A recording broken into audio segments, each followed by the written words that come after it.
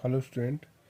जैसे कि फिजिक्स का अप्लाइड फिजिक्स का ये दूसरा लेसन है, मापन में त्रुटियाँ, एरर इन मेजरमेंट। तो इसमें स्टूडेंट जो मेन क्वेश्चन है जो पॉलिटेक्निक एग्जाम में या फिजिक्स के रिलेटिव क्वेश्चन आ सकते हैं, उस पर आपको विशेष ध्यान रखना है। इसमें जो पहला क्वेश्चन तीन क्वेश्चन जो सब दो क्वेश्चन थ्योरेटिकली सबसे इम्पोर्टेंट है जो पेपरों में पूछे जाते हैं, और एक न्यूमेरिकल। तीन न्यूमेरिकल पढ़ना है हम लोगों को। तीन न्यूमेरिकल में एक न्यूमेरिकल कंपलसरी बहुत बार एग्जाम में आया है। तो इन सभी में जो सबसे पहली हेडिंग दिख रही होगी आपको कि सार्थक अंक ज्ञात करने के नियम। तो इस सार्थक अंक ज्ञात करने के नियम तो आपको दिख रहे होंगे 1 2 3 4। तो कभी कभी वन लाइनर क्वेश्चन में दे देता है कि सार्थक अंक ज्ञात करिए, तो बस सिर्फ चार कंडीशन में चारों कंडीशन को अच्छे से याद रखना है। पहली कंडीशन में साफ दिख रहा होगा यदि संख्या में दशमलव नहीं है, जैसे आपको सामने ये एग्जाम्पल में देख रहे हैं 300 kg, तब संख्या के अंत में शून्य सार्थक अंक नहीं होगा। यानी अगर यहाँ पॉइंट नहीं है तो यहाँ पर जितने भी जीरो होंगे इनको सार्थक अंक नहीं माना जाएगा। यहाँ पर जीरो है तो इसको भी सार्थक अंक नहीं माना जाएगा। तो यहाँ नंबर सिर्फ एक है तो इसका सार्थक अंक एक होगा। यहाँ 250 में ये 2 और 5 दो सार्थक अंक है, इसलिए दो सार्थक अंक माने जाएंगे। इसके बाद सेकंड क्वेश्चन है संख्याओं के शून्य के अतिरिक्त अन्य सभी अंक सार्थक अंक होते हैं। संख्याओं के शून्य के अतिरिक्त, ठीक है। पॉइंट क्या है इसमें, देखो 3.125 दिया है तो इसमें पॉइंट लगा है तो सभी सार्थक अंक माने जाएंगे। अगर शून्य होगा तो उसको नहीं माना जाएगा, लेकिन शून्य लास्ट में लगा होना चाहिए, यहाँ पर लगा होना चाहिए तब। अदरवाइज अगर अंदर लगा है तो काउंट किया जाएगा। फिर लिखा है दशमलव वाली संख्याओं में दशमलव के बाद सभी शून्य अंक सार्थक ही होंगे। यानी अगर कोई जैसे यहाँ 15.0052 लिखा है तो अब दशमलव लग गया है तो इसके बाद जो जीरो आएंगे वहाँ से काउंट करेंगे, पूरी संख्या होंगे तो वो सार्थक अंक में काउंट माने जाएंगे। इसलिए टोटल काउंटिंग कितनी है 4 यहाँ पर। चौथा पॉइंट है कि एक से कम माप की संख्याओं को, यानी एक से भी कम वैल्यू का मान होना चाहिए। यानी 0.0085 है यहाँ पर मान, यानी एक से भी कम मान दिया गया है। जैसे यहाँ दिया 0.000123, तो उसमें क्या करना है, संख्याओं में दशमलव के दाईं ओर के सभी शून्य अंक सार्थक नहीं होंगे। यानी अगर ऐसी कंडीशन है तो उसके राइट साइड में जो शून्य होंगे उस वो सार्थक अंक में काउंट नहीं किए जाएंगे, ठीक है। तो यहाँ पर दिख रहा होगा कि यहाँ पर 0.22 है तो उसके जीरो काउंट किए जा रहे हैं, तो वो कितने दो सार्थक अंक आ रहे हैं। यहाँ पर 3 जीरो काउंट किया है इसलिए इसके 3 सार्थक अंक कंडीशन पे यहाँ पर सार्थक अंक माने जा रहे हैं। इसके बाद जो थ्योरेटिकल क्वेश्चन पेपर में बनता है वो है परम शून्य कोटि। तो परम शून्य कोटि में हेडिंग मतलब पॉइंट इतना भर याद रखना है, किसी प्रोजेक्शन में यानी प्रक्षेपण में मापे गए मान तथा वास्तविक मान के अंतर को परम कोटि कहते हैं।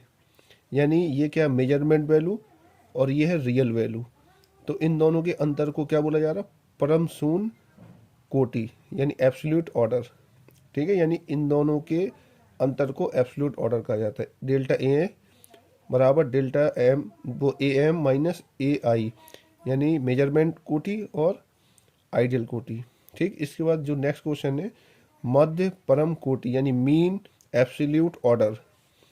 इसका है कि विभिन्न परम कोटियों के मध्य मान को, यानी जितनी भी एब्सोल्यूट कोटियां हैं, जैसे डेल्टा ए कोटि है मार रहे हैं, परम कोटि मार रहे हैं इसको, तो इसके बहुत सारे मान मान लेते हैं। तो delta A1, delta A2, delta A3 dot dot dot delta AN। बस इसमें मोड लगा है। मोड का मतलब क्यों लगाया मोड, उसका कारण भी है। मध्य परम कोटि को सदैव धनात्मक लिया जाता है, तो धनात्मक लेने पर प्लस का प्लस ही रहेगा, माइनस का प्लस हो जाएगा, इसलिए मोड पॉइंट पर लिखा गया है। तो मीन का मतलब होता है जितनी संख्या है उनका टोटल बटे जितनी संख्या है उसका भाग दे देते हैं n से, तो ये कहलाता है मध्य परम कोटि। ओके स्टूडेंट, तो बस इतना याद रखना है कि इस कोटि का योगफल A1 A2 dot dot AN, जितनी संख्या होंगी उसके n से भाग दे देंगे, तो ये डेल्टा AM, ध्यान से देखना ये AM है, ये क्या डेल्टा AM को मेक M का मतलब यहाँ मीन से है, किससे, मीन। तो मध्य डेल्टा A का मतलब परम कोटि। ओके स्टूडेंट, तो नेक्स्ट जो पॉइंट देखना है इसमें देखो ज़्यादा नहीं, दो थ्योरी पे काम करना है। दो थ्योरी में जो इम्पोर्टेंट थ्योरी है वो उस पर ध्यान रखना है, ठीक है। तो इनमें एक आपको सामने नजर आ रही होगी सापेक्ष त्रुटि, इसको इंग्लिश में बोलते हैं रिलेटिव कोटि। तो रिलेटिव कोटि जो आपको सामने नजर आ रही है उसमें विशेष ध्यान देना है कि रिलेटिव कोटि में भिन्नात्मक कोटि के सापेक्ष, यानी जो भी भिन्नात्मक कोटि के सापेक्ष कहते हैं, यानी इसको भिन्नात्मक कोटि भी कहा जाता है, सापेक्ष कोटि को।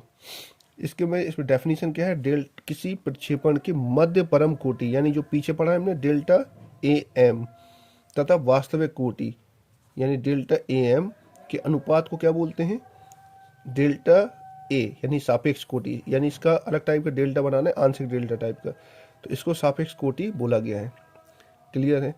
और प्रतिशत त्रुटि क्या होती है, इसी फार्मूले में 100 का मल्टीप्लाई करते हैं, यानी सापेक्ष त्रुटि का प्रतिशत को प्रतिशत त्रुटि कहते हैं, कहलाता है। यानी परसेंट त्रुटि अगर कोई पूछे तो जो सापेक्ष त्रुटि होती है delta A M upon A M, ठीक है, उसका परसेंट वैल्यू क्या कहलाता है, परसेंट त्रुटि। ओके स्टूडेंट, अब ये कुछ कंडीशन दी है, इसको ड्राइव करके जो सॉल्विंग दी है इसको ज़्यादा यूज नहीं करना है। इसका जो सबसे इंपॉर्टेंट वर्ड है, यानी जो सब इसका जो कैलकुलेशन पॉइंट है, 3 कंडीशन में क्योंकि एक्चुअली न्यूमेरिकल लगाए जाते हैं। कई फार्मूले प्लस कंडीशन पे होंगे, कई फार्मूले मल्टीप्लाई कंडीशन में होंगे। ओके स्टूडेंट, और कई फार्मूले क्या होंगे, ये भिन्नात्मक रूप में होंगे, कई फार्मूले पावर में होंगे। ठीक, तो फार्मूले को, इसकी कंडीशन को, अब देखो अब प्रॉब्लम क्या है कि अगर कंडीशन को ऑब्जर्व करोगे तो तुम्हें सीधा याद रखना है कि फार्मूला अगर भिन्नात्मक रूप में दिया है, जैसे एग्जांपल तौर पे डी बराबर ए एम अपॉन वी, तो इसका मतलब ये इस टाइप का कोई फार्मूला है, तो कुछ नहीं करना। यहाँ देखो डेल्टा एक्स अपॉन ए, यानी जो राशि दे उसका डेल्टा चेंज लेना है और उस राशि को लिख लेना है। जैसे यहाँ ए दिया है तो डेल्टा ए अपॉन ए, यहाँ वी दिया है, ठीक है, तो डेल्टा वी अपॉन वी, इतना करना है आपको। ठीक है, इसमें ये चीज़ याद रखना है, जो नीचे होगी वो उसका ऊपर जैसे जब मान ले जाएंगे, यानी उसको राशि को चेंज करके लाना है तुम्हें, बस ये। इसके बाद जो नेक्स्ट है पावर वाली वैल्यू, कौन सी वैल्यू है आपकी, पावर वाली वैल्यू है। तो पावर वाली वैल्यू को ये ध्यान रखना है, जैसे ये पावर लगा है आगे इसमें, तो इस पावर वाली वैल्यू में सिर्फ इतना ध्यान रखना है कि जो पावर होगा वो आगे आ जाएगा। यानी देखो अगर हमें इस ए को लिखना है तो क्या लिखा हमने, डेल्टा ए अपॉन ए, तो इस ए को भी लिखेंगे तो डेल्टा ए अपॉन ए लिखेंगे, बट ये पावर वैल्यू कहाँ जाएगी, आगे आ जाएगी। इसी प्रकार डेल्टा वी अपॉन वी लिखना है, पावर कहाँ जाएगा, आगे आ जाएगा। ये सी डेल्टा सी अपॉन सी लिखा है, पावर कहाँ गया, आगे आ गया। और यहाँ एक्स है तो डेल्टा एक्स अपॉन एक्स हो गया। तो ये तो आपकी जो कोटि बनी है इस समय ये क्या कहलाएगी, सापेक्ष कोटि। लेकिन अगर इसको परसेंट बनाना है तो यहाँ क्या कर देंगे, मल्टीप्लाई 100 कर देंगे तो ये परसेंट बन जाएगी, यहाँ मल्टीप्लाई 100 कर देंगे तो परसेंट बन जाएगी, यहाँ मल्टीप्लाई 100 कर देंगे तो परसेंट बन जाएगी, ये 100 प्लस कर देंगे तो यही परसेंट त्रुटि बन जाएगी। अब एक न्यूमेरिकल देखकर आपको समझना है, 4 न्यूमेरिकल हैं, 4 में से एक पेपर में आने के बहुत ज़्यादा चांसेस हैं, तो ध्यान रखना है, ये न्यूमेरिकल बहुत इंपॉर्टेंट है, इसको अच्छे ध्यान से पढ़ना है, बहुत मन लगा कर और अच्छे से नोट कर। ये हो सकता है ये रिपीट ही कर जाए ये न्यूमेरिकल। पहला न्यूमेरिकल जो दिख रहा है आपको, एक बेलन की लंबाई के मापन में 2% की त्रिज्या के मापने में 1% तथा द्रव्यमान के मापन में 4% की त्रुटि होती है। ठीक है, लंबाई के मापन में 2% त्रिज्या के मापन में के 1% की और द्रव्यमान के मापन में 4% की त्रुटि हो रही है, यानी इतने मेजरमेंट किए गए उसमें 33% त्रुटि आई।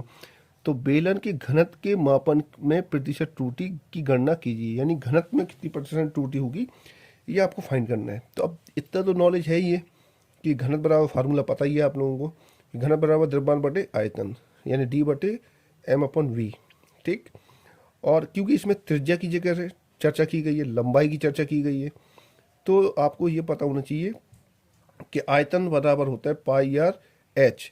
एच का मतलब वहाँ हाइट से, यहाँ लेंथ से एल ले लिया हम लोगों ने। ओके स्टूडेंट, तो यहाँ कोई कन्फ्यूजन होगी नहीं। तो इस फार्मूले को बी की जगह रख देंगे तो फार्मूला क्या आ जाएगा, डी बराबर M upon pi R square L. ठीक है स्टूडेंट, अब पाई क्या है, अचर राशि है, तो अचर राशि से को अलग करके चलेंगे। तो अब इसका देखो, इसके फार्मूले के अकॉर्डिंग तो क्या लिखेंगे, D delta D upon D, अब परसेंट बनाना है इंटू 100 कर दिया हम लोगों ने। फिर ये एम लिखा है, इसके ऊपर कोई पावर तो नहीं है, जैसे इसमें पावर चढ़ी है तो कोई पावर नहीं, स्क्वायर नहीं है, तो delta M upon M into 100, तो ये भी परसेंट बना लिया।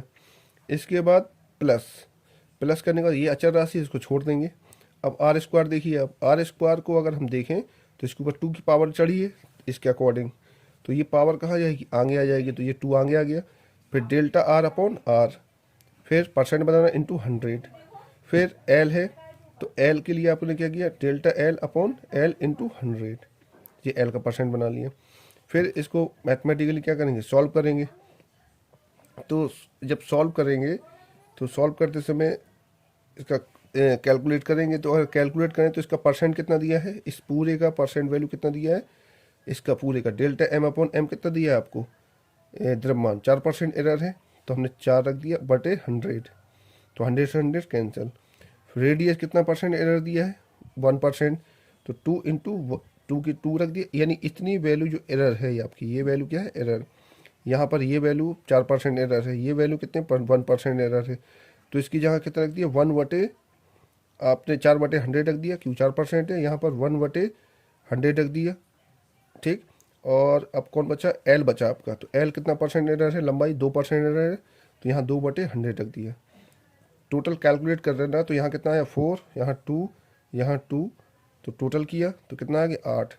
ओके, तो इस परसेंट को 8 माना गया, तो इसको परसेंट बदलना है, तो 100 से क्या कर देंगे, भाग दे देंगे, तो ये कितना परसेंट आ जाएगा 8%। यानी इसका परसेंट कंडीशन में 100 से मल्टीप्लाई करेंगे, यहाँ पर 100 से मल्टीप्लाई करेंगे तभी ये परसेंट बदलेगा, तो 100 से 100 यह क्या हो जाएगा कैंसिल, तो डेल्टा डी अपॉन डी बराबर 8%, यानी पूरी घनत्व में कितने परसेंट त्रुटि आएगी, 8% त्रुटि आएगी। ओके स्टूडेंट, ये पहले टाइप का सवाल है। इसके बाद जो दूसरे टाइप का जो सवाल है, टोटल 4 सवाल है, क्योंकि दूसरे टाइप के सवाल में आपको ध्यान देना है। दूसरे टाइप के सवाल में आपको जो दिख रहा होगा, ये फार्मूला दिख रहा है आपको, ठीक है। इस फार्मूले में एक सवाल, ये दूसरा सवाल है, इसमें आपको ये देखना है कि जो कंडीशन दी है, तो उसमें कंडीशन में एक फार्मूला दिया है आपका P बराबर दिया ए का क्यू, बी का क्यू अपॉन डी और अंडर रूट सी। इसमें ए बी सी क्रमशः त्रुटि परसेंट 1 2 1 3 4 2, यानी ए बी सी डी और सी के और डी के क्रमशः परसेंट त्रुटियाँ दी गई। इसमें पी में होने वाली प्रतिशत त्रुटि गणना की है, तो कंडीशन वही लगाएंगे। ये ए का क्यू है, तो 3 को आगे ले आएंगे, delta A upon A into 100, फिर बी का पावर 2 है, तो 2 delta V upon V into 100, फिर ये वैल्यू क्या है डी है, तो इसके आगे कोई पावर नहीं लगी है, तो सीधा लिखेंगे delta D upon D into 100। फिर अब ये अंडर रूट में है, तो 1/2 आएगी, इसकी पावर क्या आएगी 1/2, तो हमने क्या किया 1/2 क्या आएगा डेल्टा सी अपॉन सी इंटू 100। ओके स्टूडेंट, इसके बाद फिर हम क्या करेंगे, इसको भी परसेंट बनाने के बाद अब डेल्टा ए अपॉन ए, यानी इसकी परसेंट त्रुटि कितनी है 1% है, तो 1% का कितना रख दिया 1/100। बी के लिए देखें 2, बी के लिए तो इतने का परसेंट कितना दिया है 3%, तो यहाँ पर इतनी वैल्यू जगह क्या रख देंगे 3/100। फिर डेल्टा डी अपॉन डी कितना दिया 2%, तो 2/100 इतनी की जगह रख देंगे। फिर डेल्टा सी अपॉन सी कितना दिया है 4%, तो 4/100 यहाँ रख देंगे। इसको मैथमेटिकली सॉल्व कर देंगे, सॉल्व करने को जो इतनी वैल्यू आएगी, तो वो कितना परसेंट निकला डेल्टा इतना आ गया। अब 100 टोटल जोड़ेंगे तो 13 आएगा, 13 में 100 का मल्टीप्लाई कराएंगे तो परसेंट बदल लेंगे। तो दूसरे टाइप का सवाल ये है। तीसरे टाइप का जो सवाल है उसको देखिए, उसमें आपको दिख रहा है एक फार्मूला दिया है कि एक घन की भुजा द्रव्यमान को मापने में 3% तथा प्रत्येक भुजा में 2% की त्रुटि होती है। घन के घनत्व की मापन में अधिकतम प्रतिशत की त्रुटि की गणना कीजिए। तो वही पुराना सवाल है, लेकिन इसमें जो भुजा का कितना दिया 2% एरर दिया और द्रव्यमान का परसेंट 3% एरर दिया है। तो डी बराबर एम अपॉन बी रखा। अब घन का आयतन दिया है, तो घन का आयतन होता है ए का क्यू या एक्स का क्यू मान लिया हम लोगों ने। अब इसको लिखेंगे तो delta D upon D into 100, M का क्या लिखेंगे delta M upon M into 100, और इसका क्या लिखेंगे ये पावर 3 है, तो आगे 3 आ जाएगा delta X upon X into 100। Delta M upon M का मान कितना है 3%, तो यहाँ कितना लिख देंगे 3/100, ठीक है 3/100 लिखेंगे, 100 से 100 कैंसिल हो जाएगा, कितना आ जाएगा 3 आ जाएगा यहाँ पर, ठीक है। फिर इसका 3 आने के बाद यहाँ पर कितना करेंगे 3, इसका पूरे का वैल्यू कितना है 1 है, वो 2 है, तो 2/100 करेंगे, तो आपका 100 से 100 कैंसिल हो जाएगा, 2 और गुणे 3 कितना हो जाएगा 6%, तो टोटल कितना हो जाएगा 9। 100 से 100 कैंसिल हो जाएगा, ये 100 नहीं होना चाहिए, तो टोटल कितना आ जाएगा 9%। ओके स्टूडेंट, तो ये कंडीशन है जो सवाल का। लास्ट सवाल और देख लीजिए।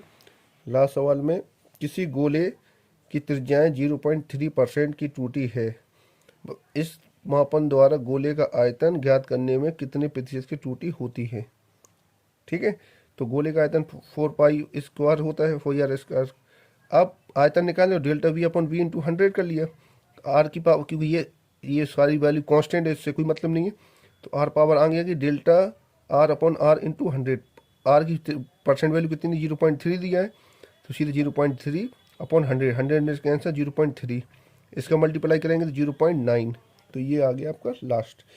तो इसमें एक आध क्वेश्चन थ्योरेटिकली और है, रैंडम यथार्थ त्रुटि एक, और एक है सूक्ष्म त्रुटि।